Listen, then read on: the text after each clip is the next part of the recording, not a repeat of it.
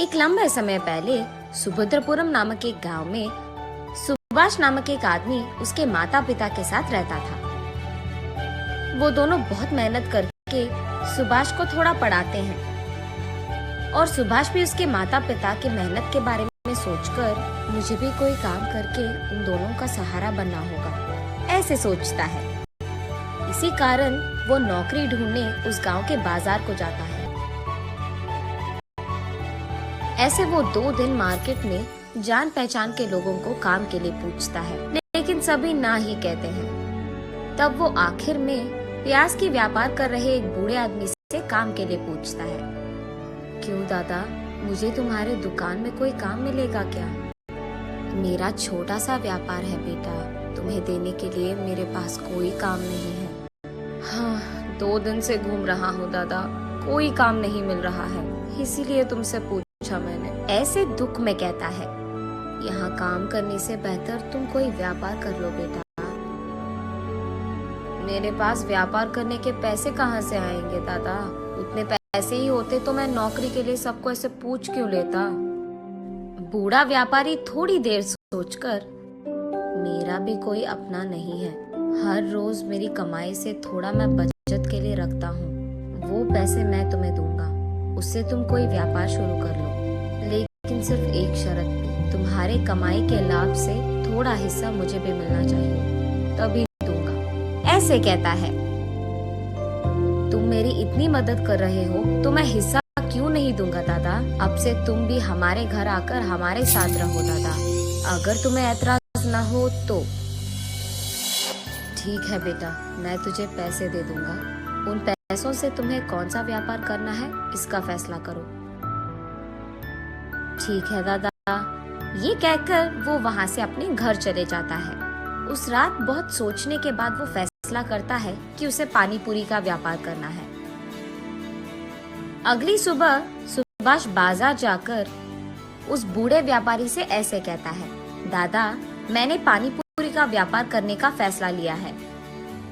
ठीक है बेटा, तुम्हारी मर्जी, ये लो तुम्हारे निवेश के पैसे, इससे अच्छा व्यापार करो, कहता है वो बूढ़ा व्यापारी। ऐसे अगले ही दिन पानी पूरी का दुकान लगाता है सुभाष, और क्योंकि उस बाजार पूरे में कहीं भी पानी पूरी का दुकान नहीं था, छोटा हो या बड़ा, सभी सुभाष के ही दुकान आते थे। वहाँ उसी मार्केट में सुब्बैया नामक एक उधार देने वाला व्यापारी था।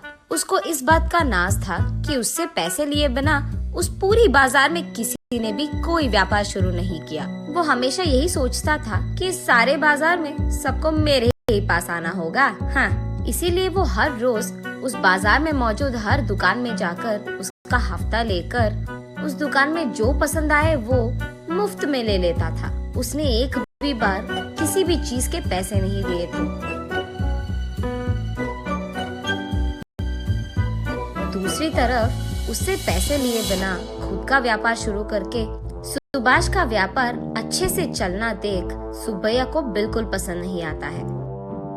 और इतना ही नहीं, सुब्बैया को पानी पूरी खाने का बहुत मन था, लेकिन सबसे जैसे वो मुफ्त में लेता है वैसे वो सुभाष से नहीं ले पाता, इसीलिए उसे जाने में दिक्कत होती थी। इसीलिए वो सोचते रहता है कि कैसे करे।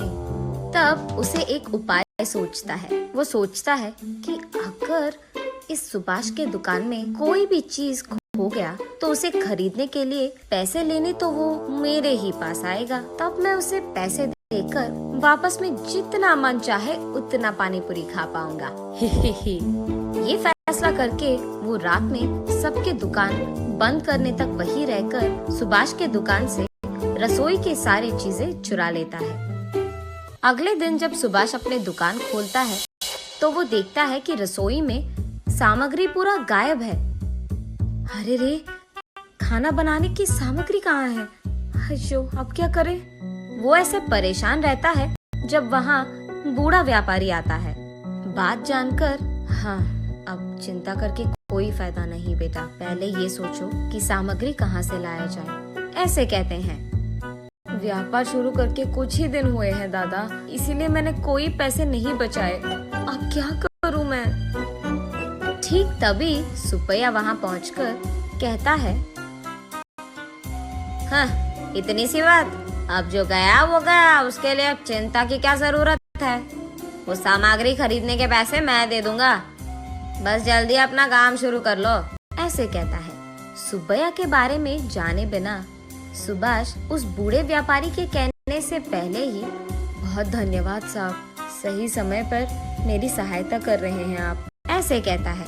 फिर सुब्बैया सुभाष को पैसे देके वहाँ से चले जाता है।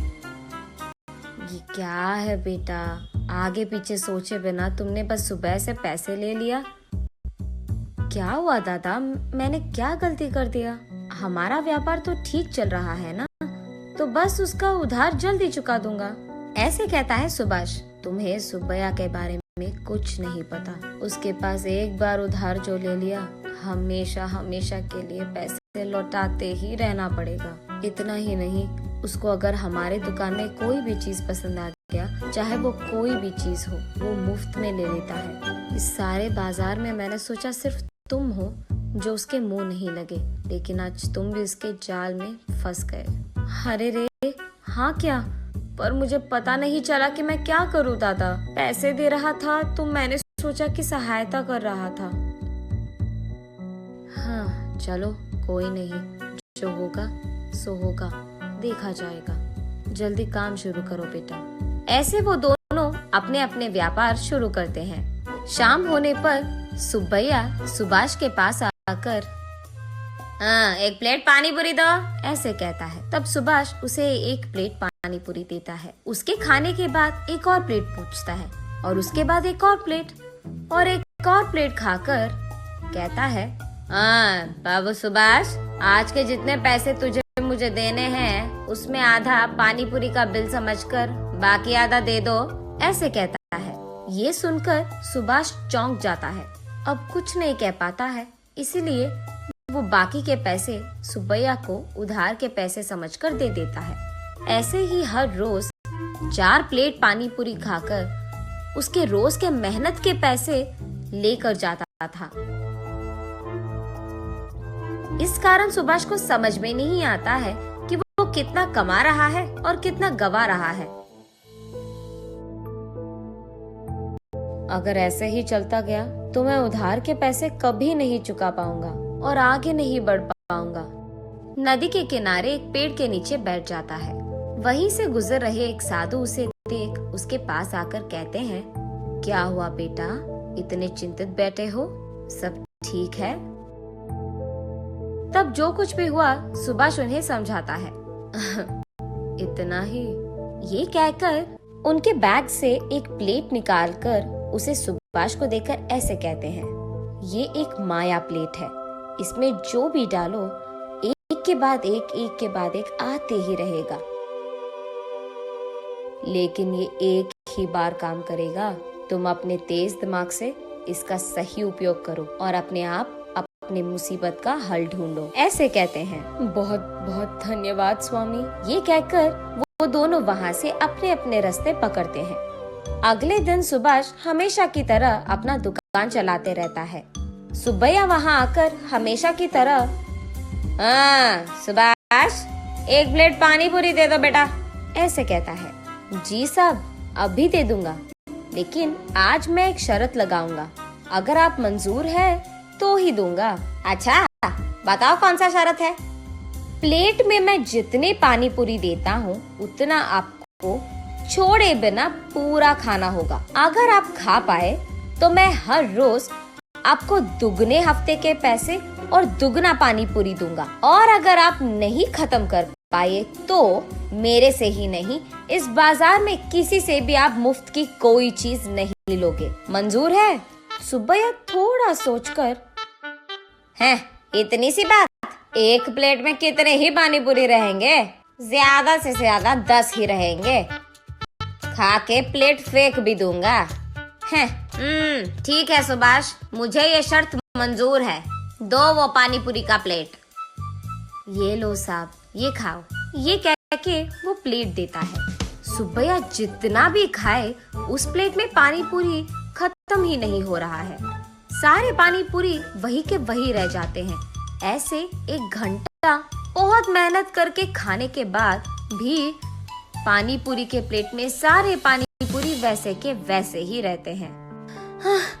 मैं थक गया, मैं थक गया, मैं हार मानता हूँ, मैं हार मानता हूँ। ऐसे कहकर वो अपने पेट पे हाथ रखकर अपने आप को खींचते हुए उसके घर पहुंचता है। ये देख उस बाजार में सारे दुकानदार सुभाष की शुक्रिया अदा करते हैं कि उसके वजह से उनके मुसीबतों का हल मिल गया, और सुभाष अपने मन में साधु का धन्यवाद करता है।